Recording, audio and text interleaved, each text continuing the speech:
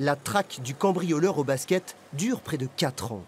Les gendarmes de Parthenay recherchent un homme seul, équipé de gants en latex, armé d'un tournevis, méticuleux, prudent et surtout bien chaussé.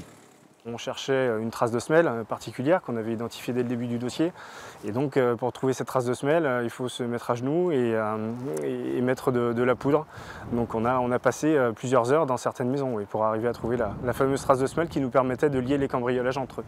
Des traces, le cambrioleur en laisse dans plus d'une centaine de maisons, son terrain de chasse les quartiers résidentiels. Un soir d'été 2016, le voleur s'introduit au domicile de monsieur et madame Caillon.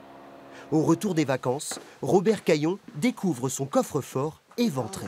Il y avait du papier partout, parce que les papiers de nos papiers étaient balancés partout. Hein, c'était un bordel monstre. Il y en avait partout. Après, j'ai regardé, j'ai dit mince. J'ai mes bouteilles, elles sont parties. Et là, il y avait 40 bouteilles de Bordeaux. Empreintes, traces ADN, les enquêteurs accumulent les indices, mais toujours aucune information sur l'identité du cambrioleur. L'affaire tourne à l'obsession.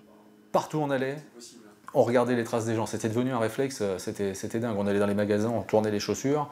Enfin voilà, on voyait quelqu'un qui avait des chaussures Salomon, paf, on suivait pour voir à peu près qui c'était. On était obsédé par ça, quoi. Enfin, c'était 4 ans de notre vie de travail quasiment exclusivement sur ce dossier. Donc ouais, on était assez obsédé par cette trace de chaussures. Ouais. Coup de chance, les gendarmes un jour sont appelés pour un vol avec effraction en flagrant délit. Il a attrapé donc un individu qui sortait d'une propriété avec de l'outillage, une cagoule, des gants en nitrile bleu qui correspondaient et aux pieds des chaussures Salomon qui nous plaisaient beaucoup, dont le dessin était identique à celui qu'on recherchait depuis le début.